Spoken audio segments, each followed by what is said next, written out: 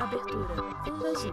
Linha branca horizontal se divide em duas e forma um quadrado que logo se desfaz. Círculo se divide horizontalmente em outros coloridos e se desfazem. No centro, repórter Justiça.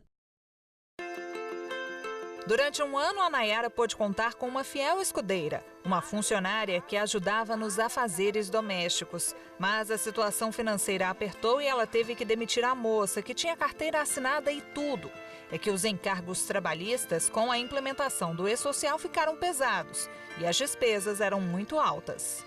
A gente pagava para ela Nayara um salário Alves fixo de Souza, de R$1.000, advogada. mais o vale transporte e mais os encargos trabalhistas, né? Que a gente imprime o E-Social e ali você já faz todo o pagamento. Isso tinha uma média de R$ 1.600, R$ 1.700 mensais. A decisão de ter uma empregada doméstica veio quando a Nayara engravidou do segundo filho. Com 2 crianças em casa, era impossível levar os meninos para a escola, lavar roupa, passar, arrumar a casa. A vida de dona de casa da advogada estava uma loucura. E continuou depois da dispensa da funcionária. Se eu te falar, eu acordo todos os dias 10:45 da manhã. 10:45. Porque meu esposo trabalha viajando, ele é representante comercial, então ele só está em casa a partir na sexta, no período da tarde. Sexta, sábado e domingo. E na segunda ele viaja. Então, assim, sou eu para tudo, para lavar, para passar, para cozinhar, para cuidar de um bebê. O marido da Nayara abatia o INSS da empregada do imposto de renda. Só que se ela ainda permanecesse por lá, a história seria diferente. É que a partir de agora, a dedução da contribuição patronal do imposto não é mais permitida. Com isso, o brasileiro que tem regularizado esse tipo de contratação deixa de se beneficiar de até R$ 1.251 do incentivo fiscal por registrar um doméstico. Mais um ônus, né, pra gente no lar, porque assim, é uma coisa que meu marido vive, assim, plano de saúde, empregada doméstica, todas as maneiras que ele tem para tentar bater o imposto de renda, ele faz. E agora seria menos um. A lei que permitia esse abono entrou em vigor em 2006 e perderia a validade no ano passado. Era uma forma de incentivar as contratações com carteira assinada. Esse direito ele foi criado a partir de uma campanha do Instituto Doméstica Legal em 2005, chamada Legalize Sua Doméstica e Pague Menos Imposto de Renda. E esse benefício foi criado com o intuito de estimular o empregador a assinar carteira, para diminuir a informalidade, porque ele diminui o custo. Para se ter uma ideia, em 2019, 700 mil empregadores utilizaram o benefício ao declarar o imposto ano base 2018.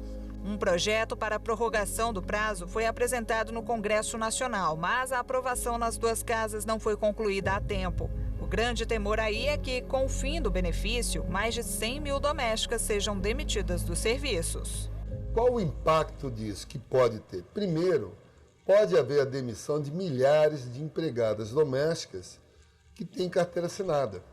Então, a informalidade ainda é muito alta, é muito maior do que o número de trabalhadores formais e podemos ter demissões, aumentando ainda mais o desemprego ou a informalidade no Brasil. A segunda perda é que a gente perde um grande estímulo a convencer esses quase 2.300.000 empregadores informais a assinar carteira, porque o custo é menor. Então, nós, o ano passado, trabalhamos o ano inteiro no Congresso para prorrogar a lei. O Senado Federal aprovou um projeto de lei do senador Regufe, mas, infelizmente, a Câmara dos Deputados não votou. A gente lamenta, por quê? Porque realmente servia de estímulo à formalização. E a formalização é boa para a sociedade, é boa para o trabalhador. O trabalhador fica coberto, ele tem auxílio-doença, ele tem uma pensão por morte se ele vier a falecer, os parentes, etc. E é bom para a sociedade também, porque a Previdência é mais ganho para a Previdência, ainda mais quando se fala em cofres da Previdência que estão numa situação difícil, né? Quanto menos estímulos você tem para a formalização, principalmente de um empregador, que é um empregador pessoa física, né? Que ele não é pessoa jurídica, ele não é empresa, então ele já tem mais dificuldades por si. Às vezes esse empregador tem que pagar imposto, às vezes ele tem uma pessoa que morre na família, às vezes ele fica desempregado. Então, quanto menos estímulos você tem, a tendência é você ter ou menos empregados domésticos trabalhando, ou menos empregados domésticos trabalhando formalmente. Na internet, a campanha Volta à Dedução do INSS do Empregador ganha força. Nós continuaremos lutando para que esse ano a Câmara vote e aprove e o presidente Bolsonaro sancione a lei para prorrogar e, a partir de 2021, voltar esse benefício, pelo menos por mais 5 anos. O abatimento era limitado a um único empregado por declaração. Toda vez que tem algum tipo de influência, né, do governo na economia, que é o caso, no caso do fim dessa possibilidade de abatimento, na prática acaba encarecendo o serviço, né? Porque quando você contrata uma pessoa, você coloca já, né, no teu planejamento o quanto que ela vai te custar aquilo por ano, e se tem algum benefício fiscal, você já tira isso do custo, né, do que você vai pagar para essa pessoa.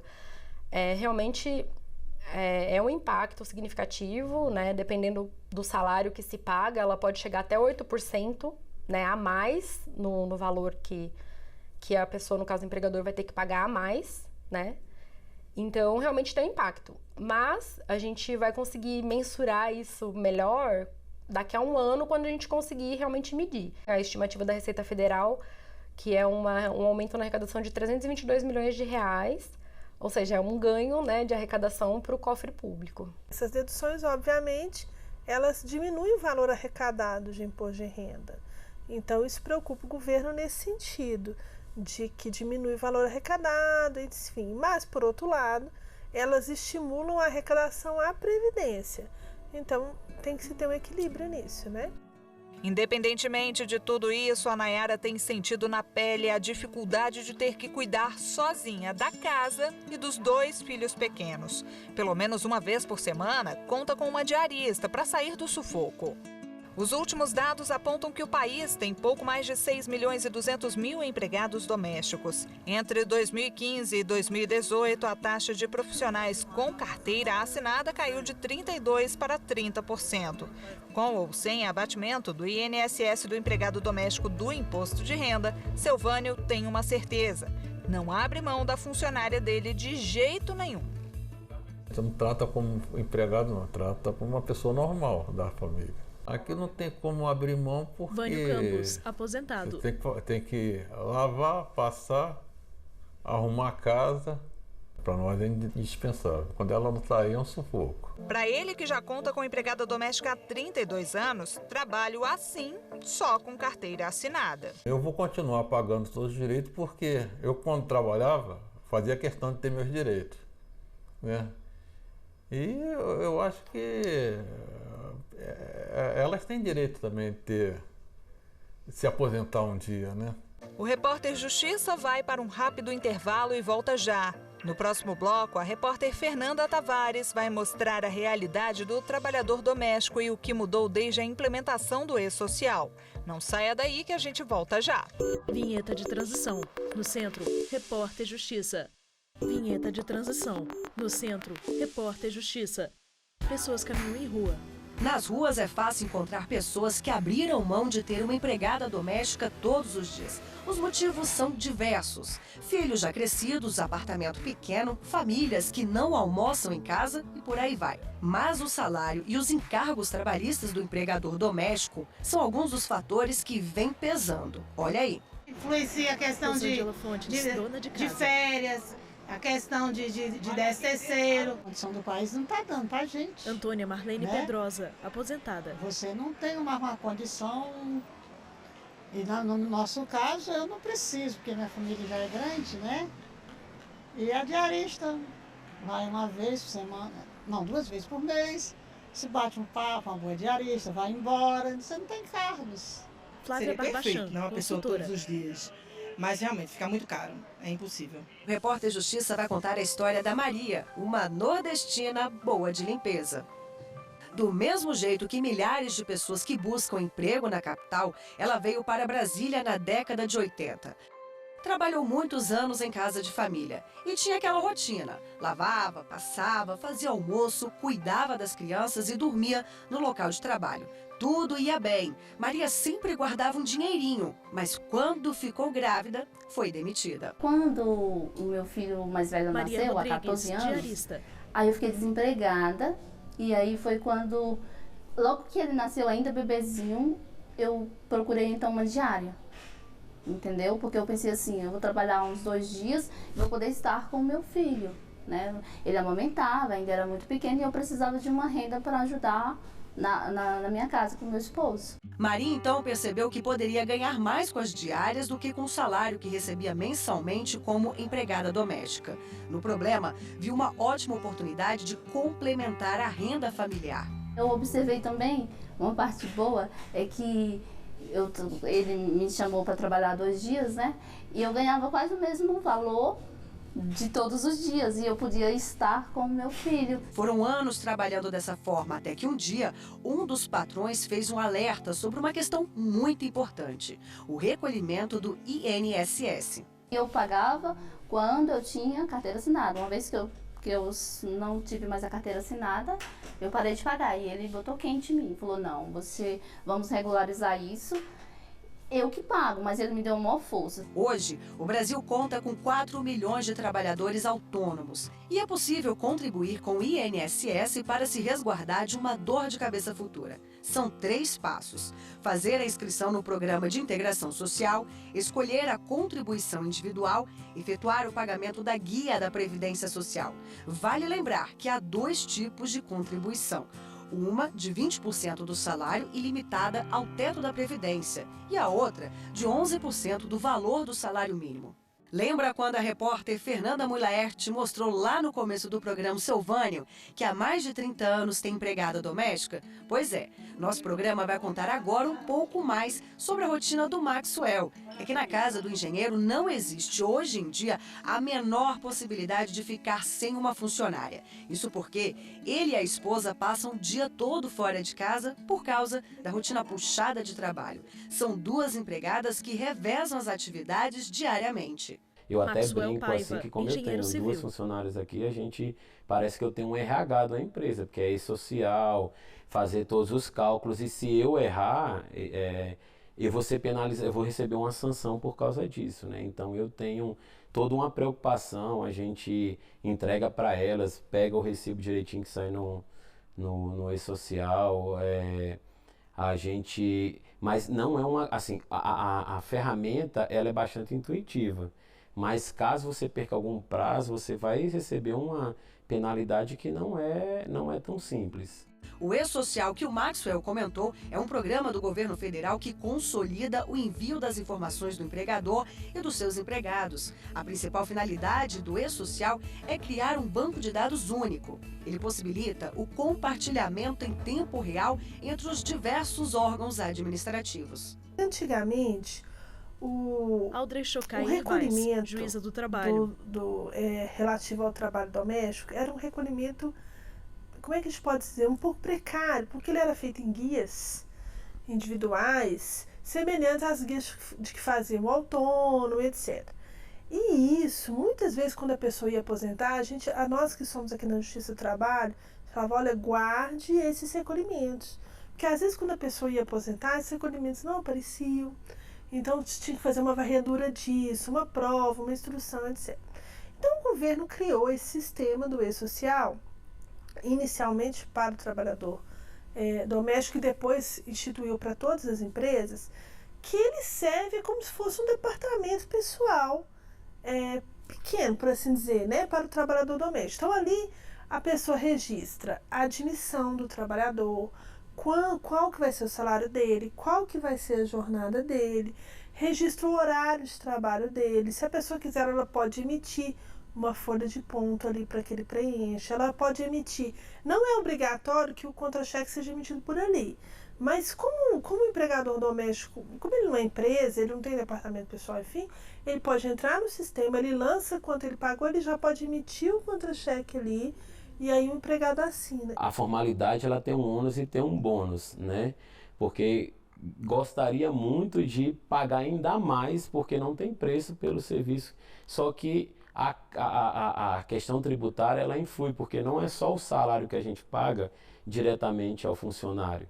Tem todo um encargo por trás que é pesado. Então, assim, hoje dá 28%, é uma carga pesada, tá entendendo? Mesmo assim, aqui em casa a gente consegue equalizar isso daí e garantir o pagamento normal, mas assim, não é pouco. Então, a cada R$100 que você aumentar no salário, por trás eu tenho que pagar 28, para dar toda essa garantia, toda essa salvaguarda de direitos que o trabalhador doméstico ele precisa. A Francisca não tem palavras para agradecer o compromisso dos patrões para com ela. Organização que aprendeu na ponta do lápis. Juntou dinheiro, pôde sacar o FGTS e comprou recentemente um apartamento. Como eu era solteira, eu morava com eles direto, né? Aí, como eu não tinha gasto, assim, muito gasto, aí eu fui ajuntando dinheiro, né? Colocando na conta. Aí, quando eu tinha uma boa quantia, aí eu comprei um apartamento em Samambaia. Eu fiquei feliz, porque trabalhar de carteira assinada é uma garantia para nós, empregados domésticos, né? Dá todo o direito para a gente, FGTS, seguro-desemprego. Mesmo com as questões tributárias e o registro no E-Social, o engenheiro afirma que a burocracia vale a pena. Ver os filhos em casa, seguros e bem cuidados, não tem preço. Na verdade, é uma troca. Você é uma prestação de serviço, mas que você recebe por contrapartida, você conseguir sair da sua casa para trabalhar e saber que sua casa e seus filhos estão em segurança, estão bem guardados e estão sendo bem cuidados. Então, para nós, não é assim, é uma via de mão dupla, a gente entende como uma via de mão dupla, né? Não é só aquela questão de que, eu tenho porque tenho que pagar. A gente fica satisfeito porque as pessoas precisam de uma rede de proteção social, de uma cobertura, né? Elas precisam, se elas sofreram um acidente, que elas recebam uma assistência.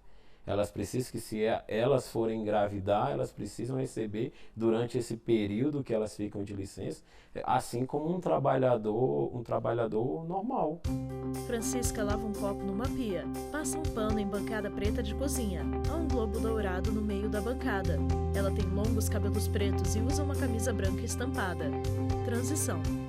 A seguir no Repórter Justiça, você vai conhecer a história de pessoas que abandonaram o serviço doméstico para encarar outros segmentos de trabalho. O motivo? Faltam oportunidades. E na contramão da contratação direta, você vai saber como o empregado doméstico pode ser valorizado por meio da terceirização da mão de obra. Não saia daí. Vinheta de transição. No centro, Repórter Justiça. Vinheta de transição. No centro, Repórter Justiça. A Marluce trabalha há 5 anos neste estande de vendas de apartamentos em um bairro nobre de Brasília. Tem hoje o que chama de emprego dos sonhos. Ela sempre quis uma chance assim, mas sem muitas oportunidades acabou se aventurando por alguns anos como empregada doméstica. Passou por dificuldade depois que saiu da terra natal em busca de uma oportunidade longe de casa.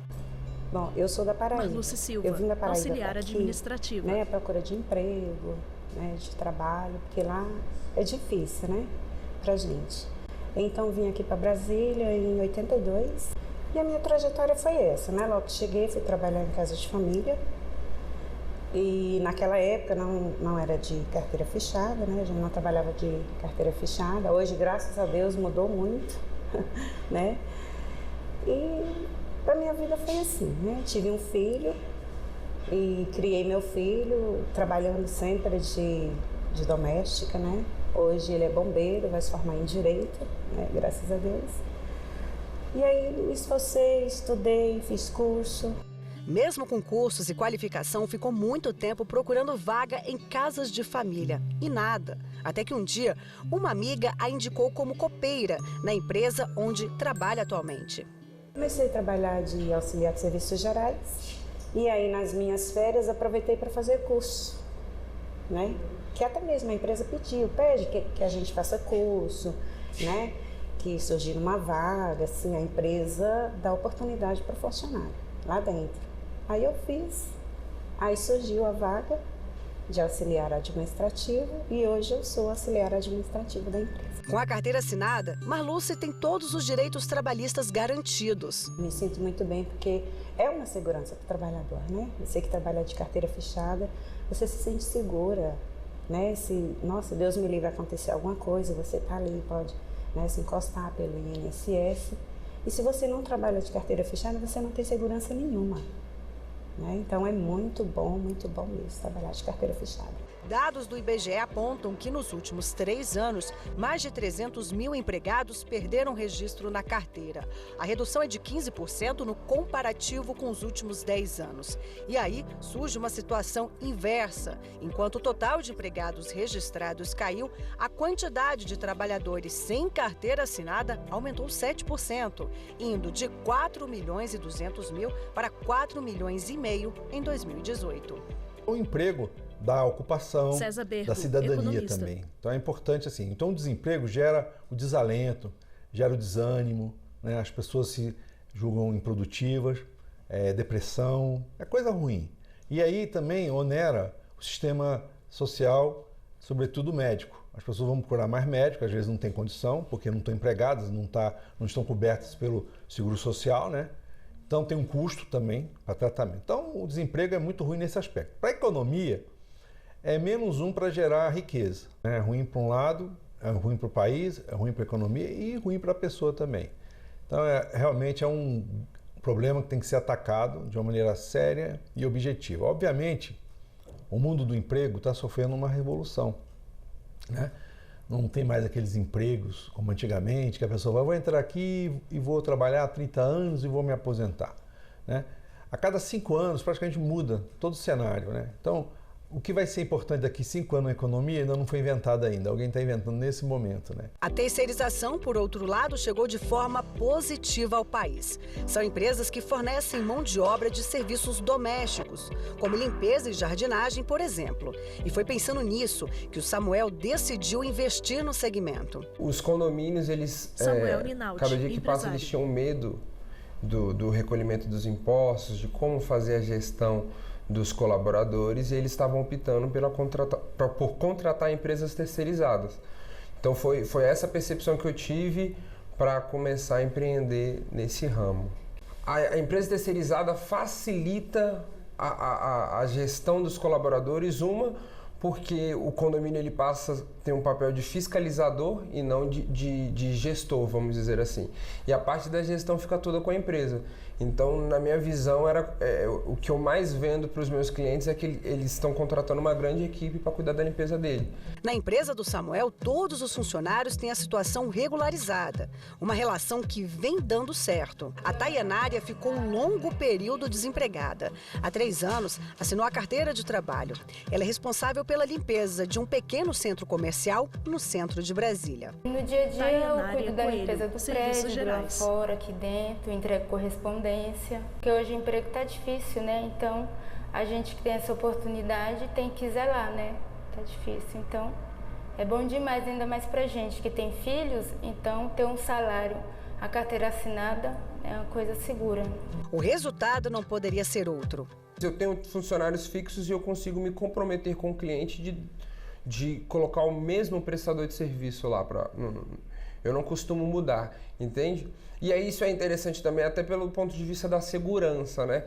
Porque, querendo ou não, um funcionário que quando ele vai trabalhar no edifício, ele conhece toda a rotina dos moradores, do síndico. Então eu sempre procuro manter os mesmos colaboradores para que não cause uma certa estranheza por parte dos condôminos, né? Agora, você vai conhecer uma história de superação da Cosma. De empregada doméstica, ela venceu obstáculos e se tornou advogada criminalista. Cosma é de família muito humilde e precisou trabalhar em diversos tipos de trabalho doméstico. Trabalhei Cosma Anastácia, como babá e não deu certo, saí de lá e aí eu comecei como diarista. E aí uma patroa indicando a outra até encher a semana. Depois eu consegui um trabalho como ajudante, serviços gerais, por uma empresa de serviço de limpeza, no TCU. E assim, uma coisa que eu sempre achei muito interessante, que eu não me acomodei. E eu ficava pensando, um dia eu vou trabalhar num órgão assim, um dia eu vou ter um emprego assim. Ela tinha um dinheiro reserva, fez financiamento estudantil e pegou pesado nos estudos. Reportagem Ficou apaixonada pelo curso logo no primeiro semestre e se esforçou para trabalhar na área. Apesar das conquistas diárias, nunca se esqueceu das origens. A vida, ela é uma construção. Você começa e vai galgando e conquistando. Porque também, se não existissem as pessoas que fazem esse tipo de trabalho, o que seria de nós, né? Um exemplo elogiado por este economista. A gente vê praticamente César Dergo, as nossas economista. empregadas, os nossos empregados domésticos têm celular, né? E a infinidade de cursos grátis à distância que se oferece, que a pessoa pode ali, no momento tal, se organizar e realmente melhorar a qualificação. Não tenha dúvida, né? Não é por ser um empregado doméstico, mas um empregado doméstico qualificado, ele tem um diferencial sim. Ele não vai receber o salário mínimo. Com certeza o empregador vai procurar pagar até mais em função do retorno que ele está oferecendo em termos de qualidade, de atendimento, de educação, etc, etc. O Repórter Justiça de hoje fica por aqui. Você pode rever este e outros programas no nosso canal no YouTube, TV Justiça Oficial. Acesse também o nosso site, tvjustiça.jus.br. Quer enviar uma sugestão de reportagem? Mande aí a sua dica no repórterjustiça@stf.jus.br. Obrigada pela companhia e até mais. Créditos finais. Produção: Luciane Matos, Letícia Pires e Marcelo Luiza. Reportagem: Fernando Mulaete e Fernando Tavares. Edição de texto: Fernando Mulaete. Cabelo e maquiagem: Kevin Matheus. Figurino: Thalita Oliveira. Cinegrafia: Jefferson Martins, Lázaro Filho, Lúcio Ribeiro e Luiz Guilherme. Assistência técnica: Vinícius Ferreira, Carlos Ferreira, Josenildo Júnior e Kleber Leite. Edição de pós-produção: Diego Galeotti. Videografismo: Lucas Matias. Audiodescrição: Visuáudio. Narração e roteiro: Ana Luísa De Franco. Núcleo de programação: Rosa Wazen. Núcleo técnico: Fábio Guedes. Núcleo de produção de programas: Flávio Soledade. Supervisão: Coordenadoria de Gestão da TV e Rádio Justiça. Secretaria de Comunicação Social STF. Realização: TV Justiça Essencial 2020.